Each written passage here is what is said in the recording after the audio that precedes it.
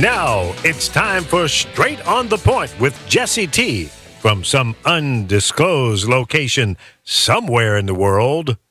Now, ladies and gentlemen, here's Jesse T. Well, I'm totally confused here. You need some help? I do. Okay. Can you? Okay. Let's get this together. Come here and help me. Okay. Here we go. Okay. What do we do? Where do we go? Tell me. Guide me. Tell You me. got to take the little ones off completely. Okay. And then you put them somewhere where they won't get tangled up in my face and my ears. Okay. Is that good? Is that? How did you figure that out so fast? No, because I'm a mom. Because I multitask. I That's why. always love my mama. Yes. She's the only girl. That's right. Absolutely. Hey, it's time for the Jesse T Show. All tangled proofed here and feeling pretty good. And I have my very, very special and terrific friend who I'm going to completely blow her name, even though I've said it 73 times before the show. I am going to, and she's going to probably give me a left hook or left jab to the side here in a second. Ada Louise Blah. Lose Blah. You got it almost right. Almost right. You know, look I got the first and the last and the middle I got all messed up on. It's okay. I always get top and bottom. In the middle, I get lost. It's okay. When I was in, I remember second grade, my teacher used to call me Ada Play. And it was like screeching on the board. Oh, that's funny. And that's why I had everybody call me Ada, because it was like Ada Play. Add a play. Oh, we're going to add we're add like a play. Add a play. Add a play, right. And I had a production company by the name of Add a Play. Did you really? At a play. PLA. It was a play on words, right. But it was, I remembered that, and it used to bother me. But I was like, hey, this is not too bad after all. Well, no.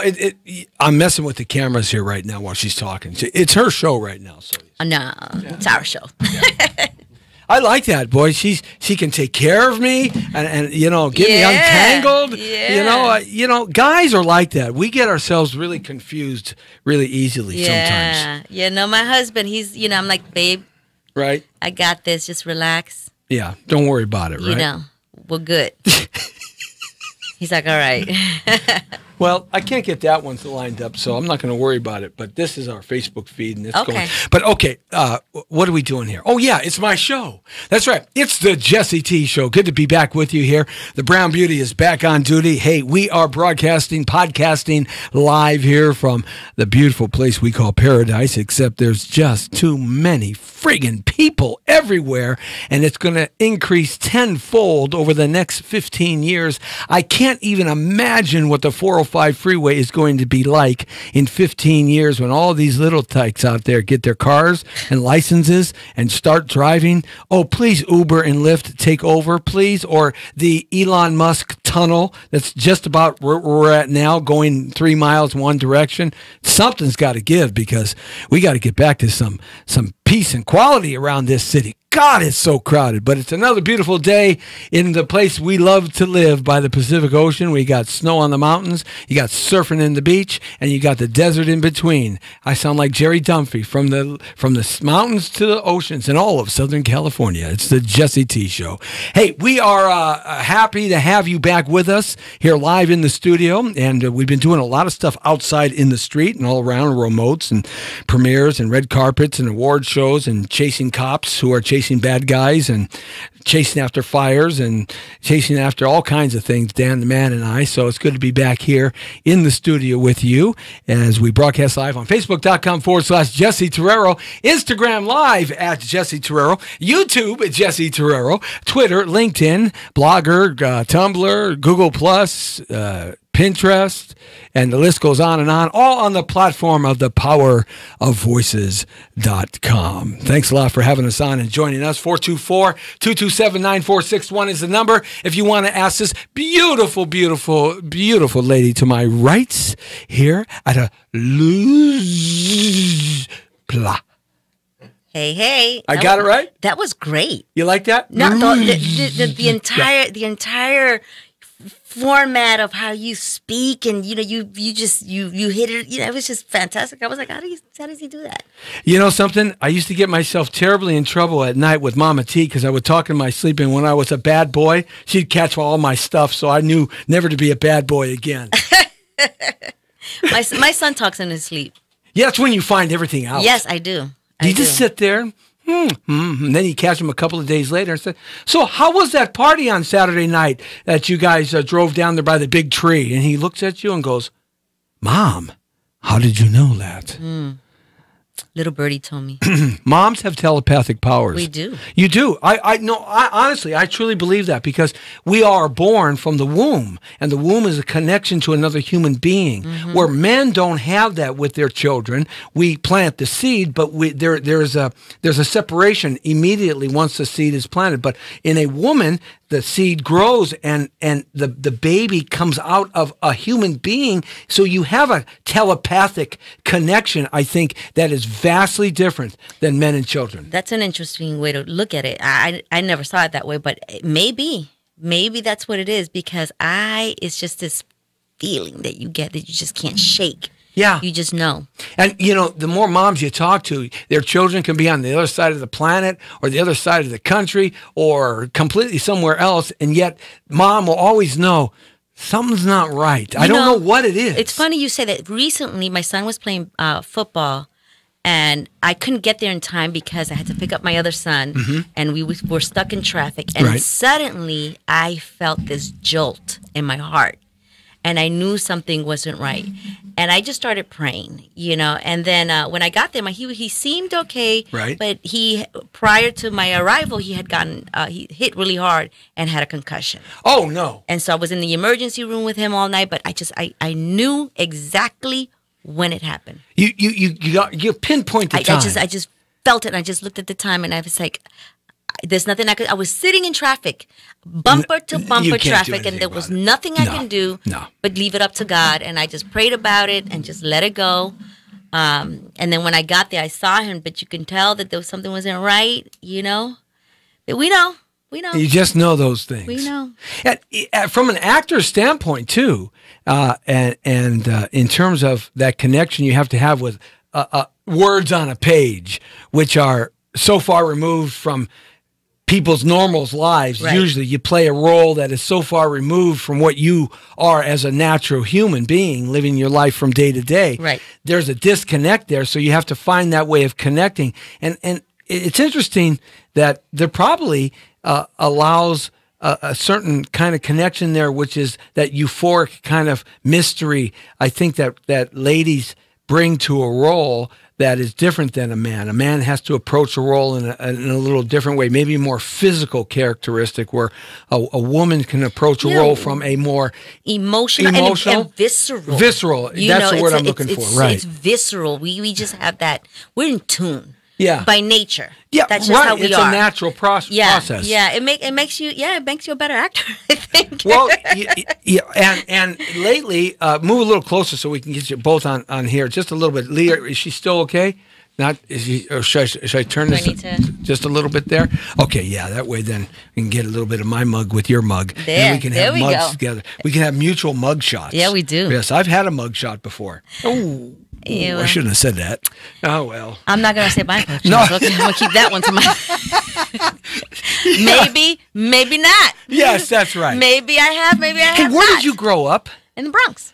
You're a New York girl. I'm a New Yorican. I would never have heard that because you've completely lost the accent. Except when I get really angry. Oh, it comes out and then it's like, it just, then it's uncontrollable. Puerto Rican? I'm Puerto Rican, Cuban, and Dominican. Oh, you're just all mixed up. Yes, I am. I was born in Puerto Rico and raised in Castle Hill Projects. Oh, Bronx. Really? Yeah. Get out of here. Yes. Yeah? Forget about it. Forget about it. That's right. Forget about it. Good movie coming out with The Irishman, but it's not actually called The Irishman, with Pacino, De Niro, Keitel, and some other great stars. Scorsese, of course, is doing it. So it's about the guy who killed Hoffa, the actual guy. And actually, they're naming the movie, they're changing the name. It's come out in the 19, and a lot of it was shot down in there. Really? And it's coming out 2019. It's going to be called, and Lee, you probably know the statement because you were in New York for a long time. They paint the house red. Huh. And what that means that they paint the house red? It means someone whacks you and your blood stains go all over the wall. Wow. And it's a book that was... It's very biblical, like Moses. That a lawyer wrote 15 years ago. Wow. And De Niro got a copy of it 10 years ago. And he said, that's my next movie. That's and it's fantastic. been 10 years. It takes a long time to bring something to bear, doesn't it, in this industry? Yeah, no, absolutely. I would love to do the biopic of Sonia Sotomayor. Oh, really? Could you imagine? I can't. She's from the Bronx. I know. She's Puerto Rican. I mean, I read her book and I couldn't put it down. I read it like in 2-3 days, but it was just that good. But her life story really mirrored mine in many, many ways. There was a lot of adversities that she had to overcome, and it's fantastic. You know, she's a fantastic woman. I'd love to do her story. So when you were growing up, obviously you speak Spanish, but in every country, Spanish is spoken just a little bit differently because there's different words that mean different things and different sentence structure, and it comes in different ways. Like España is different than Costa Rica. Costa Rica is different than Argentina. Argentina is different than East LA. East LA is different than Mexico, right? And it's all different. So you had like 3 Spanish influences in you. So when you had to speak Spanish, how the heck did you know what to say? Because you'd be talking like a foreign language to some people. It depends on where. It's funny because I can switch it up depending on where. Can you really? Yeah, yes, absolutely. Okay, give me 3 things in Spanish. A simple sentence in the 3 different kind of forms from the 3 different backgrounds. I was just talking to my niece, and we always now the thing in New York to say is "qué lo que." ¿Qué lo que? ¿Qué lo que? ¿Qué lo que? That means what's up. You know? ¿Qué lo que? ¿Qué lo que? That's a Dominican term. Okay. You know, and so every time we hang up, we're like, ¿qué lo que? ¿Qué lo que? You know? And my kids are, Cubans, I don't know too much because I wasn't raised so much with my biological father. And there weren't a lot of Cubans in New York. They're down south. Right, Florida. in Florida. Georgia, that area. My biological father's he's born in Cuba, but he was raised in Washington Heights. Oh, okay. In St. Nick, 174th Street. So there was a lot of Cubans. Who migrated. Cubans speak really fast. They do. So I don't really know much about Cuban except when I'm talking to you, and then I can get it. But Puerto Rican is ¿qué pasó? ¿Qué pasó? That's right. ¿Qué pasa? Yeah. ¿Qué pasó? That's Dominicans like, ¿qué pasa? ¿Qué pasó? ¿Qué pasó? Oye, ¿qué pasó? ¿Qué pasó? So ¿Qué it depends on who I'm talking to. I can go right into it. So we have to be in mid conversation for me to be able to switch it up. I can. You know something? I needed to have your lovely energy with me when they told me never to come back to Mexico. Why? Yeah. I can't go back to Mexico. Okay. No. Okay. No, we have to change that. No, you'll never get me back in Mexico. Really? No. I won't put one foot in. I'll go anywhere else, but I won't go to Mexico. Okay, we're gonna save that conversation for later on. I have to hear that one though. Yeah, they won't. He said, son, don't ever come back to my country because you just might not leave the desert. Ooh. And I said, yes, sir. Ooh. Anything like that ever happened to you where you were in another country where you kind of got in trouble and you said, oh, God, I got to get home. I got to get out of here.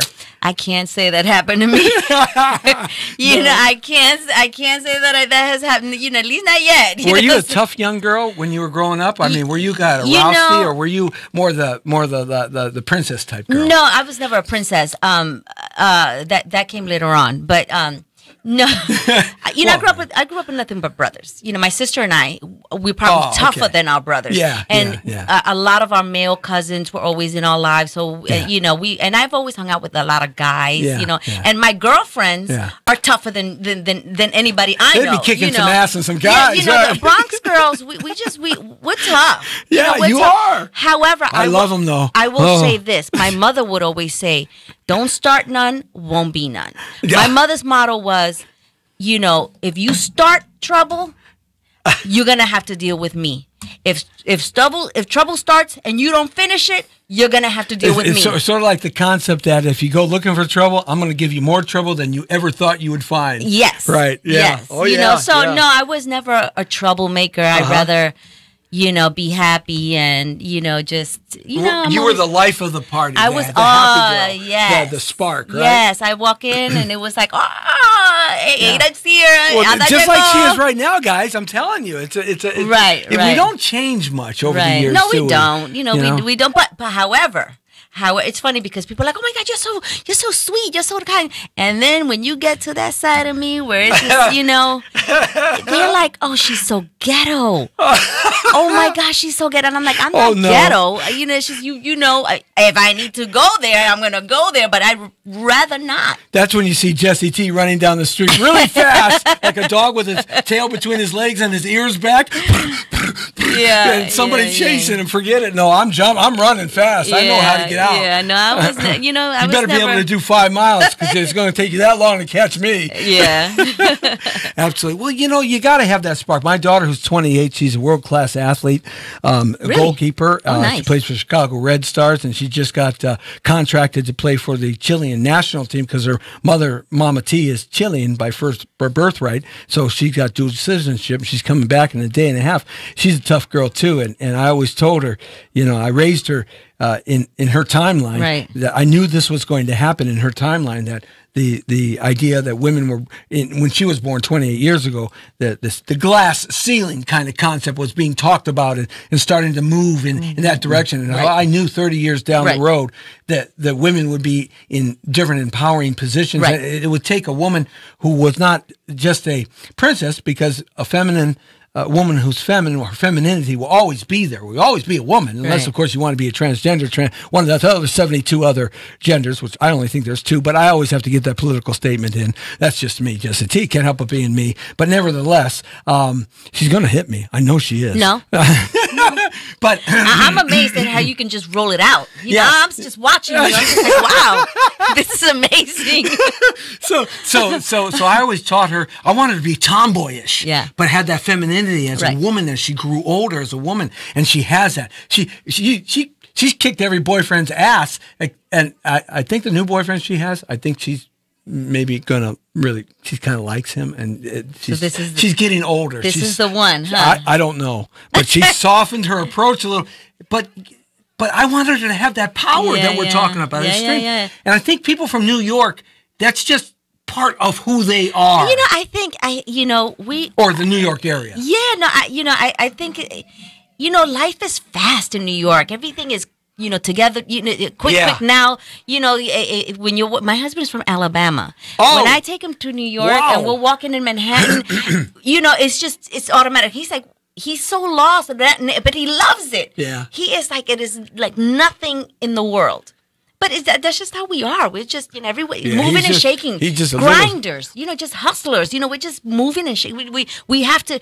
It has to happen yesterday. That song that Frank Sinatra did, that Liza Minnelli. It was actually written for Liza Minnelli in Cabaret, New York, New York. Mm-hmm. That was her song. But you know, when Frankie wanted to take your song and make it a hit, what are you going to say to Blue Eyes? Frankie, no, sir. No, yes, Frank, please don't kill me. But didn't she do it also? Yeah, she did it. She's done it. Yeah, but you know, please don't send Shimbatsawala after me, okay? You know, but when Frankie did that song, the words of that song emulate what you just said. Right. You know, if you're going to make it, you're going to make it anywhere. I can make it in New York, anywhere. It's that grind. It's do or die. Yeah, it's it really is. Do or die. You know, you have to. You know, there's no quitters. You know, you either sink or you swim. The minute you said your husband is from Alabama, I was thinking the Patrick Swayze movie, Kin. When his remember the Patrick Swayze movie and Sam Elliott was in it, and they came from Alabama or Mississippi because their kinfolk died in Chicago or Philly or New York. And they were country folk that had to come and deal with I remember that. Yeah. Oh, look it up. I thought that movie was Patrick Swayze. He played this kind of Alabama-ish kind of guy, right? And his kinfolk get killed. He has to come to the big city for the first time. And the big city had to deal with this kind of backwoods kind of law and justice, right? Right. I think I remember it. Yeah. I think it's just starting to come. Yeah, that's right. That was before my time. Well, that's true because you're only 19. I'm only 19. Yes, I know that. I know. I'm as old as Moses. You know, I was here when the Dead Sea was alive. Oh, yes. no. The Salton Sea used to be fresh water when I was here. No, you're not that old. Oh, yeah, you might be old like that in heart and wise. You might be wise like that, but no. I don't know. When my teeth fall out at night and I dribble out my shirt, you just don't see that part of me. I'm blessed that I still have Mama T around me, man. Yeah. What are you talking about? So, but this all adds to you getting these great parts. Like, you are in this great series with nothing but tough, rowdy ass, bad, hardcore biker, gangster kind of actors emulating these vicious guys on Harleys and right. And of course, we're talking about the Mayans MC. Oh yes, Mayans, man. Mayans MC. When you got that part, I read a little bit about it. Is it true that you weren't going to take that part? I had decided I wasn't even going to audition for it. I told my agent, you know, and I say this over and over again, and I have to say it again. It is not because I was judging the character because she plays a prostitute. It is because where I am in my lifetime right now as a mom, as a wife, as a Christian. Right. I didn't feel that I would serve the role better than another actor would. Right. And sometimes, you know, and not that roles are coming to me, you know. Right. I mean, you work for everything you get. Exactly. Yeah. But you know, I just felt like, am I going to really fully commit and be able to fully commit? Am I going to be able to go to sleep at night and feel good? Right. You know, I mean, and as a writer, right. And you write too. Right. We as an actor, we're very limited with what we can say we're willing and not willing to do. Sure. So who am I to say, you know, I'm not going to do that. Yeah. I would do this, but I'm not going to do that. Yeah. So you have to, I mean, you can build a relationship with the writers and the directors and say, okay, you know, can we, you know, but you don't really have that luxury. So as an actor, I needed to make sure that I would be able to commit fully. What helped you make the decision to take this role? My agent says, just read it. You don't have to take it. You don't have to go to the audition. Just read it. As a matter of fact, just go to the audition and see if you can build a relationship with this casting director, Wendy O'Brien. Oh, yeah. She's come on. Fantastic. She's great. So I said, I'll read it. And I was bawling. I was just crying.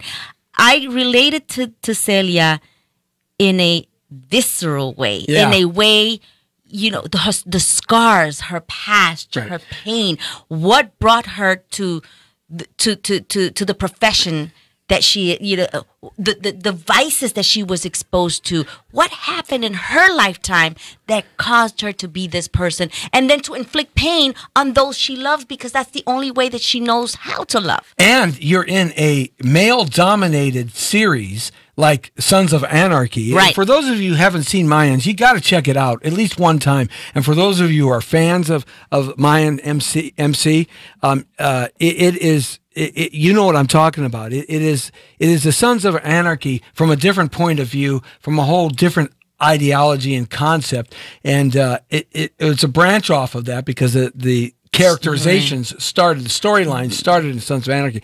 But by way of Emilio Rivera, who plays El Padrino. Oh, isn't he great? He is fantastic, and he on and off. Yeah, you know, he's a great actor. Yeah, great actor. But he's such a given human being. Right. He's such a great human being on camera and off camera. So I love him. Yeah, absolutely. Well, you grow those bondings when you work on a set. And if you work on a set more than, 2 hours or one day, you get some sort of bonding with people. But first I have to give a shout out to Richard Cabral, who plays my son. He was nominated for a Critics' Choice Award. Oh, man, that's coming up. I am so excited. Wow. We're all rooting for him. So, Great. Please support him. He is fantastic. And one of the things I love about him and everyone, I think, on this show is that you're walking into this where the trajectory of your life could have been something completely different. Oh, yeah. And so acting has completely saved a lot of these actors, myself included. But the history of actors, of men and women becoming actors, is riddled with very serious disruptions in their previous lives. To say it nicely. It's just so many of them have been wounded and hurt in a certain way, and acting has presented them the opportunity to cleanse themselves and become something better than they were before. Right. So it is a great elixir for a lot of pain. Yeah. You know, I'm just happy. I'm just excited. But to back to the idea that you're working with a male-dominated cast. You just can't go in there and be Wonder Woman. You can't go in there and be a tough, I'm going to use the word broad, hey, rah, rah, biker witch. You can't go in there and be that, because then you just would melt into the cast of the macho-ness of what they're trying to emulate. Right. So you found another way to exude the strength and passion in that way. And was that what you saw? Yes. To answer your question, yes. So when I saw Celia, the character Celia doesn't know that she's a victim. She sees herself as a survivor. Yeah. In her mind, I'm a survivor of the streets. I've done it all. I've been there. I've done that. I will cut you if I have to. Yeah. But the actor, Ada Luz Pla, I saw the victim. I saw the woman who was discarded by society, who needed love and never got it. And she has this need to be loved. In real life, besides doing this is real life because I do this all the time, but I fight human trafficking. I've been doing that for 10 years. In Los Angeles, I'm the director of the Coalition Against Human Trafficking, CAHT, C-A-H-T. And we cleaned up an area that had a 100-year systemic problem of prostitution and trafficking. 100 years. Yes. 100 years. Yes. Okay? Yes. And I remember the area when I was a child. My mother always used to say, just walk through that area or ride your bike through that area and don't hang out. Okay, no problem. It wasn't that bad then in 1970, but it got really bad here in the 2000s. And so we cleaned it up. One of the problems, and you hit a buzzword, and it's so very important for people to know this, is getting serious for a second about this. One of the problems that women and men, boys and girls have that are kidnapped and thrown into human trafficking, because they are kidnapped. Nobody wakes up one day and says, I'm going to go to the Human Trafficking University at Berkeley. We don't wake up and say, I want to be a prostitute. Or I want to be a pimp. Or I learn how to be a prostitute. Or I want to learn how to be a sex slave worker in film or on the street. No one grows up wanting to do that. And if you do, then there's something psychologically impaired and wrong with you. But the point is, one of the first things I had to do, and when I got on the scene, we were able to clean this thing up in about 5 years, 100-year systemic problem. Because I'm just as energetic and crazy you think I am now. Well, put a 45 in my hand, and there's another side that comes out. Don't we all? Right. So I mean, that's literally kind of what it took. Right. And a whole bunch of people jumping on ship with me. Yeah. But the first thing we had to do is we had to teach the city of Los Angeles, the state of California, the mayor, the city council, the police, that the people that are actually conducting the sexual act, and our part of human trafficking was a sexual act, because I wanted to help kids. These average age is 12 to 14 years old when they get kidnapped, and then they die in 7 years and never saw again. Only 3% of them ever get rescued around the planet Earth. That's it, even today. So the point is, we had to teach everybody that these are victims. They are victims. And bring awareness. They're victims. Yes. But they have to, in themselves, the children and the young people that were incarcerated in the slavery, they didn't see themselves as victims. They don't. And they too had to learn that they were victims. And when finally that word resonated, the victimization of it all, then people understood, wait a minute, they aren't the problem. Yeah. They're the victims of the problem. The problem is over there. Right. And so that point you bring up, she doesn't see herself as a victim. She does not, but she is. Yeah. She's a victim. Right. And And it's a social chain. Right. You know, it's a cultural and social chain where you are a woman or a man who is deep rooted in scars and pain. Right. And you pass them forward until somebody says enough. Yeah, someone says enough. And unfortunately they don't. So now the new season has started already? Or no, not yet. Not yet. It's coming up, right? Yeah. And you're going to be in some of it and all of it. We aren't going to tell any of the spoiler stuff here, but they're going to introduce you, and you have a whole lineage here. You're in the middle of a whole family line of people here. I mean, grandma, mom, daughter. It's an interesting little storyline.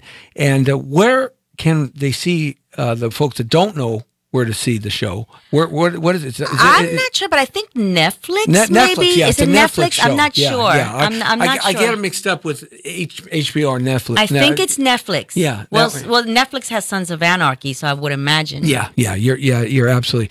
This is going to do wonders for you, and you stepped away from this career for a little while. I did. I didn't necessarily step away. I wasn't grinding. Right. I was in my New York grinding because my husband is a stand-up comedian, right? And he travels, and I have all the time. Yes, all the time. Yeah, and I have two little boys at the time. You know, I have a 14 now and an 11-year-old, and they're still young, but they can take care of themselves now. And both of our families are in the East Coast, so I had nobody. Oh wow! I mean, I have a village of moms and parents, you know, where we look out for one another. But at the end of the day, somebody needed to stay home with those babies. Well, look I stepped away from the industry when I was 34 years old for 16 years. I shut the door completely, walked away from it because I wanted to be Mr. Mom. I wanted to be Mr. You know, I wanted to be a dad to my daughter and my son. Right. And but I had the ability to do that because I had a whole nother income to be able to support me and satisfy the things I need to satisfy for me personally. But I didn't come back.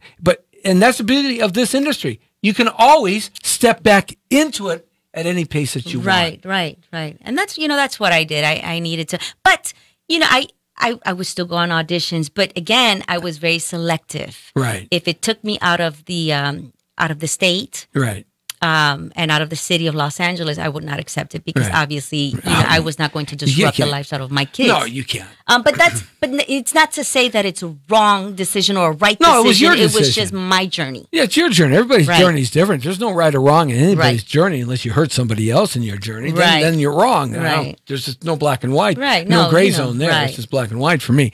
So that's cool. So now you've got that going on, but I was looking at your IMDb site. If you want to see all the wonderful things this wonderful young lady has done, because she's a young lady compared to me. She's just she's a little tight. But if you want to see all the wonderful things that she's done, go to our IMDb site. And in a little bit, we're going to play your show reel that your publicity people sent over to us. Okay. And it's a little bit long, so we're not going to play all 8 minutes of it. Okay. But we're going to probably play maybe 4 or 5 minutes of it. I think we'll be able to get a good idea of the dynamic that you are. Did you find it hard to learn your craft? Did it come to you easily? Was it a difficult process to learn how to be an actor? In the beginning, it was. And it was because I started out as a dancer. And that's what I wanted to do. I wanted to be a ballerina. Really? Yeah. But I was first generation high school graduate.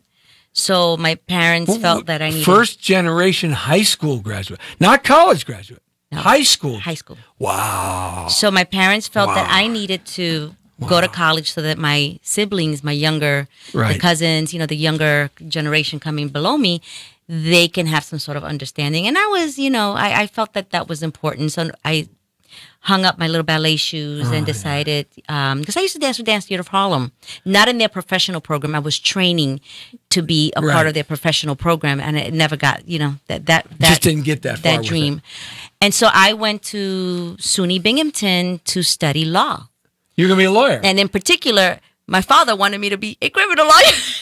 Oh, Lord. Oh, Lord. It's like, I could just be any lawyer. Yeah. We need you to be a criminal lawyer. Take care of anybody in the family and extend it that doctor, everybody gets in trouble. Yeah, and if you're going to be a doctor, it's going to be a surgeon. You can't just because you got to fix it. Oh, that's funny. That is funny, man. That is funny. So yes, I went. Your dad was very forced. He was no joke. He was thinking about the second cousin's brother's sister's nephew that he has to take care of. Man, I tell you, you know how many cousins my kids have had that have been away to college for a long time. I said, wait, when is he gonna finish college? I was like, he's earning his PhD. Yeah, he went to state school, the state penitentiary. That's a good one. Yeah, that's what I say. I say this. He went to state. Yeah, I went to state school. Yeah. I went to the state pen. Yeah, and you know something? I did pretty good in there. Right. Yeah, we do. I got my PhD. I'm good.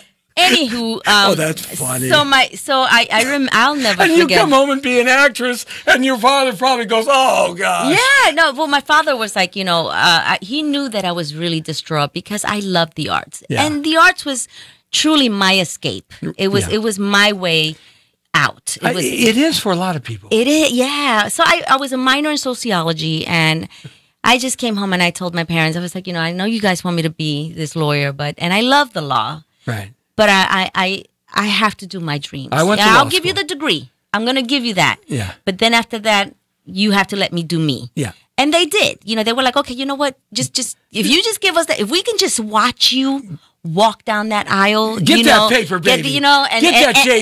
And these other brothers and sisters can see you. We're good. Get that JD. So so we did. So I did. Yeah, I can relate to that. I was a theater major. I can relate to that. I did the same thing. Yeah, same thing. And then I went on, and I just said, okay, so if I'm going to really do this, I have to really understand what I'm doing, because my parents, they were always very supportive. That wasn't their dream for me. Right.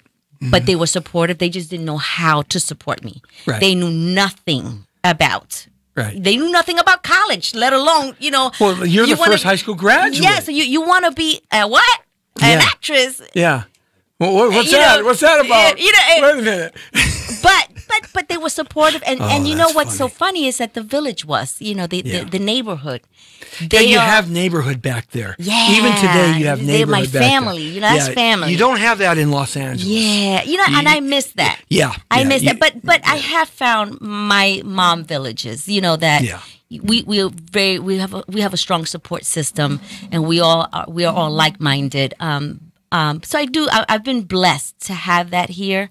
Not as much as I had. So you had a little family oddities when you came home and said, "That's it. I'm going to be an actor." Right. That's it. And they said, "Oh, but they support you." But even in high school, I was always doing plays. I was always doing regional, like little regional I did theaters, in high school? Community theater. I just played around. No, I was always in the arts. Yeah. So everyone that knew me, they knew that somewhere, they didn't know, they didn't think, big like Hollywood or anything, but they thought Broadway, which that's New York. Which that's was where you go. Originally, that's what I wanted to do. Esai Morales came out of Broadway. Yes. I used to go up against him for parts all the time when he first came to L.A. Wow. Way back, 30 years in the 80s. Yeah, and Tony Danza and I were like, we always would beat each other up for parts. You look like Tony Danza a little bit. Yeah, I do. I'm prettier. Yes. Yes, I know. Thank you. And if you don't tell me, I'll tell myself. Thank you. You're prettier. Tony, I love you. I haven't seen you in 30 years, but I do love you, man. Okay? And I don't want your right hook. Okay? No, you don't. No, you don't. Well, I'll give you a left back, though. No, I'm getting myself in trouble, don't I? I'm going to read off some of your stuff here. We're going to play your reel because I want people to see you like in action a little bit. Okay? And so give me some quick little thoughts about some of your credits here that I'm just going to kind of read off. Okay. Quick little thoughts. Now, I got glasses on, but sometimes I can't see, so you might have to help me. I can't see either. Oh, you're blind? I need my glasses. I'm just trying to look good. Right. Acting. Wait a minute. I'm acting like I can see. You have brown hair. I thought you had red hair. My goodness. Oh, Lord. Oh, my God. All right. So, here, let me put my glasses on. Okay. No. I'm just reading. Let me put mine on. Okay, here we go. Journey of a female comic. Give me some 1 or 2 lines about that. That's one of my dearest friends who is one of the best producers, comics, Kiki Melendez. Oh, I know Kiki. You know Kiki, yes. Yeah. So that's a story of her. That's a documentary, actually. Right. Based on her life. And you're in it? I'm in it. I play. I do a sketch on that because people don't know that I do. I'm funny. I do sketches. I write sketches. I think you're funny. You write, but also I think you're funny looking. You think? I got you hook, line, and sinker. No, you have funny story. Is your husband out of town? I don't want to catch it. He's out of town. He's out of town, but Thank he's you. good. He's good. Oh, God, yes, that's right. Oh. No, this is a funny story. So, oh my goodness. Let me just see. Hang on. It says Journey of a Female Comic, 2017. You a camera operator. Hang on. Yes. We're both blind as bats. This is funny, isn't this? Okay, so put the cast. Put the cast on there. Oh, cast. Okay, mouse. Come on. Make the print bigger? I don't know how to do that, Lee.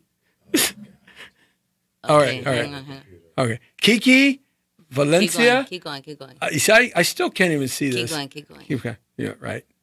Got my story. Okay. Because you know I didn't take my vitamin B shots today, so. Okay. When you don't take your vitamins, you're messed up. You're messed up. I know. Lupe Ontivero. Lupe Ontivero. The fantastic, phenomenal Lupe Ontivero. Kiki says to me, at that time, I was just starting my production company with my husband. Right. And we had invested in all these cameras and we had all this equipment, but I didn't know how to use it. That's like buying a Lamborghini, but not knowing how to drive or only ride a horse. So we would hire, independent, camera operators who knew what they were doing. So I was learning, hands-on, Kiki calls me. She's like, "Oh my goodness, my camera!" And this happens a lot. We use She uses my people. I use her people. Right. So we collaborate often in many projects. So this is my ace boon. Anyway, make a long story longer. Yes, you're doing that quite well. It's okay though. She says, "I need you to be the camera operator for Lupe Ontivero." Oh, you don't know how to do it. And I was like, no, I was doing it with my own production company because I was learning. Right. But I didn't feel comfortable. Right. I didn't feel like I was there for somebody else. Yes. If I'm going to mess up my things, that's one thing. But if I'm going to mess up your project, I go and I do it. And if you notice, if you see this, if you watch it, when I was interviewing her and I was doing I had forgotten my glasses. Oh, no.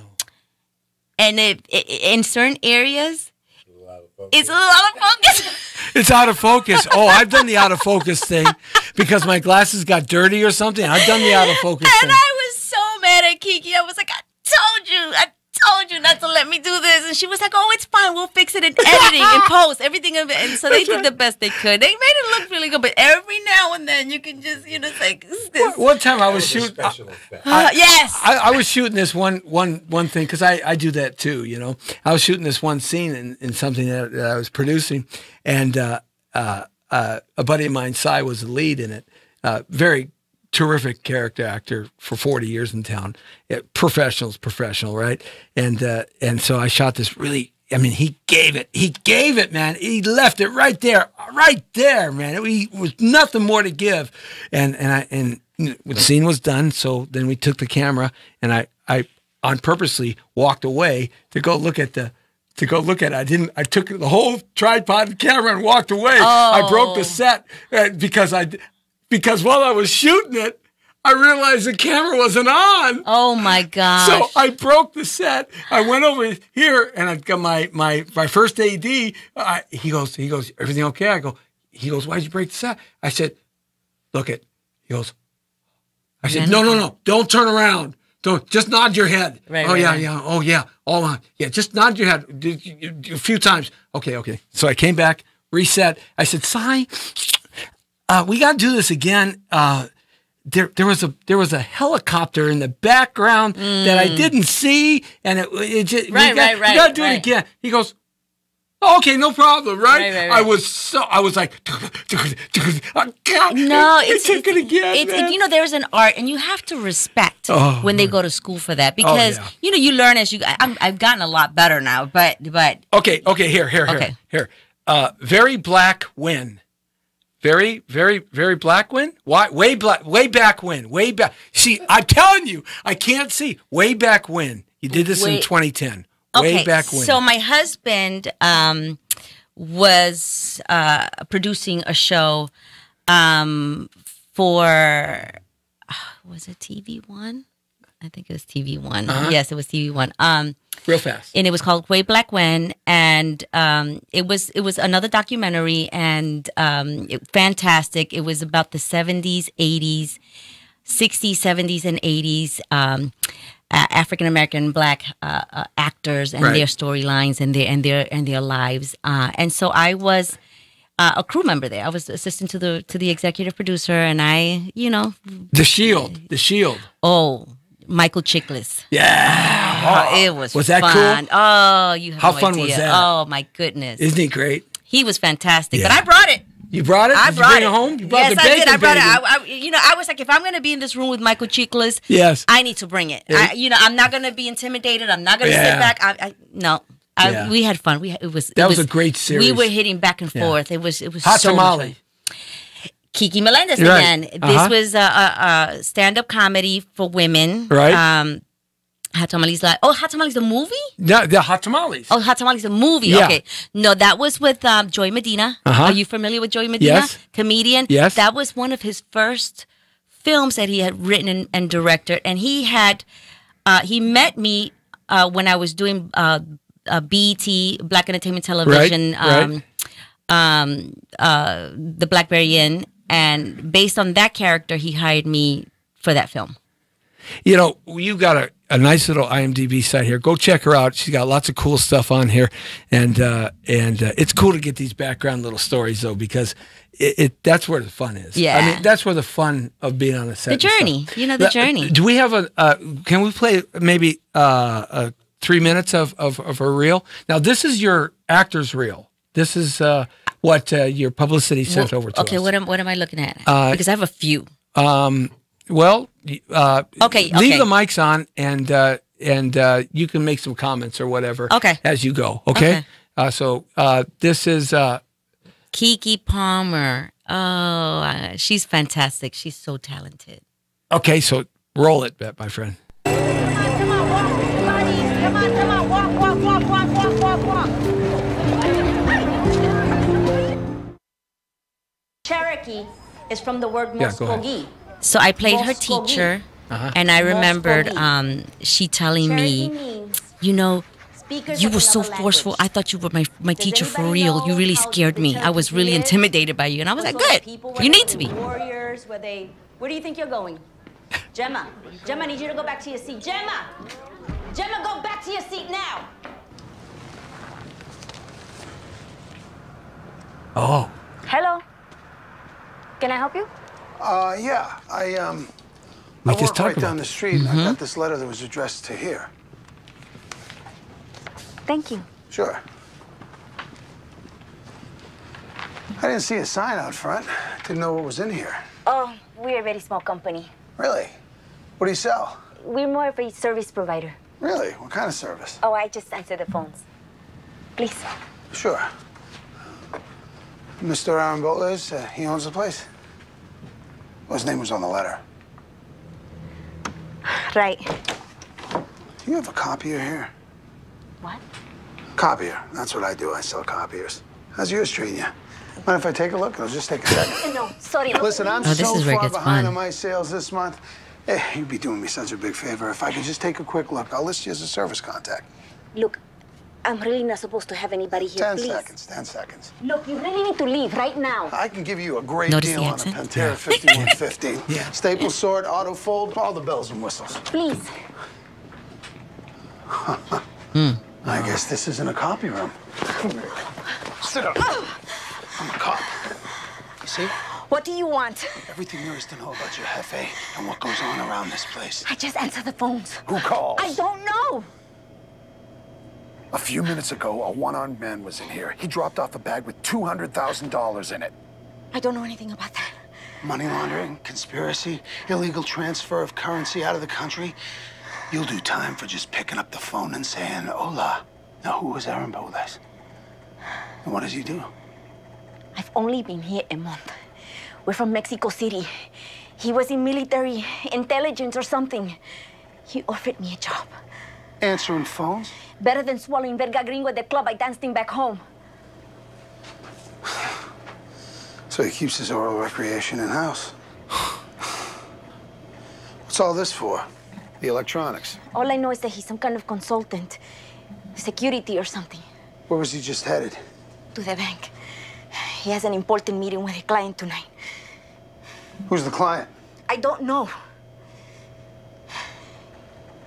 He doesn't say much to me usually. No, thick listening is what you do best. Here's how it goes. You forget that you ever saw me, or I tell your boss that you took me on a little tour of his closet full of guns and goodies. ¿Entiendes? Wow. That is good. I like that. I like that a lot. That was. We got to end fun. right there because that was fun. That was fun. You did bring it. Yeah. You did bring it. I had a blast. You know, he in that series, it was sort of the first time they shot a police series in that manner. It was a big experiment for the public to see that. Right. And it was very popular for a long time. And it was honest. Yeah, and pretty much it changed the way that police drama programs were going to be shot after that. And even technically, yeah, that's what I'm saying. Yeah, technically, Right. you know how they, you know, you feel like these were real people, right? Not just the quality of the. It's more talent. intimate. Yeah, and the transitions that you guys had to make with each other through that whole series. We had great chemistry. Boom, boom, boom, boom, boom. Really, really great chemistry, and it was quick. It was, you know, oh, okay, she's. I was like, hey, I'm ready. So, is it hard to learn lines? Especially for something like that. You know, if you're not prepared, if you don't, learning lines, and I say this because I also teach, especially kids, you know, who are always so concerned whether they get one line or two, and I'm like, you're getting concerned with the wrong thing. Yes. You know, people have gotten Oscars with no lines. Yes. You know, Harvey Keitel. Oh. Wasn't it the piano? Was it? Yeah. No. Was it? Well, anyway. He had no lines. No, you know, I mean, so people have, you know, it's not about the lines. It's about the intention. It's about the character. It's about peeling that onion back and breathing life into this character that these wonderful writers have created. Right. That's all you can do as an actor. Is that's the only thing you really have control of is breathing life. So the more research you do, the more visceral you get, the more you're in tune with this character, the easier it is to learn the lines. And that's how I learn my lines. So you learn it from the outside in. I learn it from the inside out. More inside out. Right. The lines are usually the last thing I learn. I don't worry about the lines. You worry about the stuff that's happening that make you say what you're going to say. Yeah. Yeah. It's a little different for when you're working in indie films. Yeah.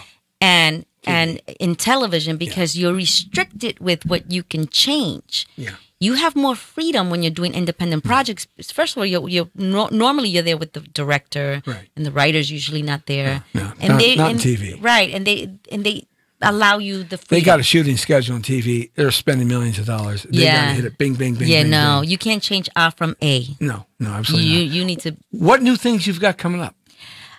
So Canal Street. Okay, tell me about that. So Canal Street is a fantastic film that is going to be airing in film in the theaters January 18th, 2019. It was directed by Brian Lamar, executive produced by Yancy Arias from Queen of the South. Yes. Starring Brian Brashear Gray from Empire. Yep. Long list of stars, and it really touches on the climate and what's happening today, and it's important. It's without giving it away.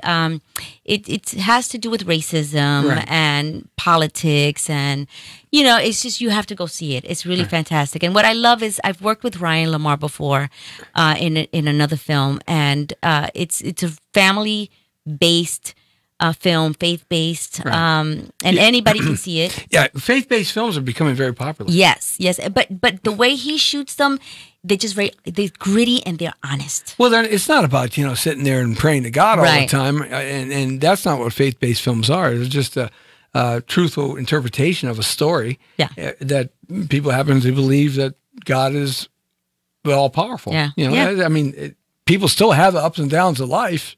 Doesn't change. Right. So that's what's happened to the growth of faith-based films is they become just like regular things. Right. In that respect. And are we going to be able to see that in full distribution, or is it limited, or is it on HBO or Netflix? No, or where's it at? It received distribution for the film. It's January 18th. It'll be in theaters. You going to have a check premiere it out somewhere? Yeah, we are. Right, can I come? Yes, you can. Okay. Let me go talk to Ryan and make sure that he has the right tickets. And he'll be, you can come. And then it's like, you know what? I just want to Ryan come. said you can't come. Yeah. That's all right. Let me get permission first. I'll sneak in. I'll find another way. I talked myself into the friggin' White House once. Yeah, So, absolutely. So that's coming up, and that's the first thing in the new year. And first thing, yeah. So what else is happening next year for you? So my husband, so there's something that I have that I can't talk about with my agent. Right. So that's because I don't have it. So you can't talk about what you don't have. No. But there is something that I'm praying that I do get, and it'll be long term. But outside of that, my husband and I, we have a production company, DNA Media Productions. And we have 2 projects that we are currently pitching. So that's a never-ending process. Yes, pitching to get some money to build these projects, man. Well, we shot 2 pilots, so they're shot. We're pitching them to fund the whole to get picked up. Yeah, absolutely. And and I think that now we have more opportunities with Hulu and Amazon and Netflix, and so I'm praying that now it's a good time. So you're going to hire me as an actor, or we got something for you. I'm the writer and creator, so I'll create something for you. Okay.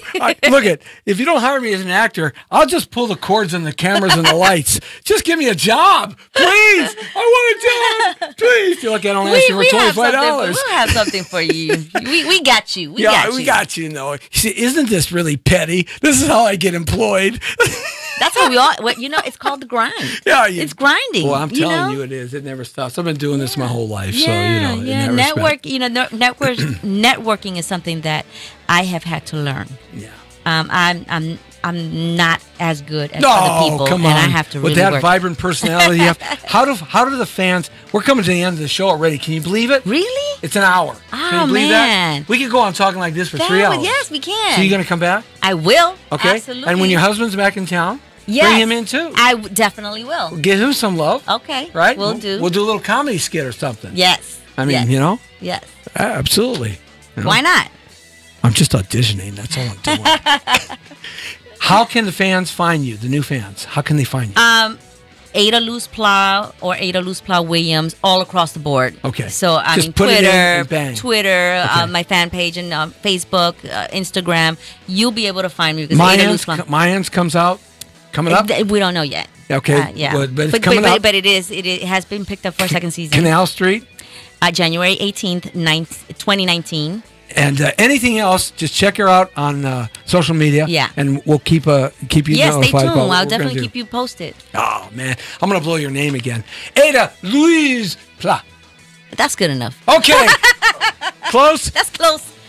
I'm just going to call you Ada. Do that. Everybody calls me Ada. Yeah, or Pla. Pla. No, Pla? because they used to make fun of me. They used to call me Pla, Fizz, Figgies, all of what it Okay, all right. No. I didn't like that. The Brown Beauty's off duty. The Jesse T Show. See ya. Okay, you don't have to give me a job. It's just, can I borrow $10? You know what? I can give you my card.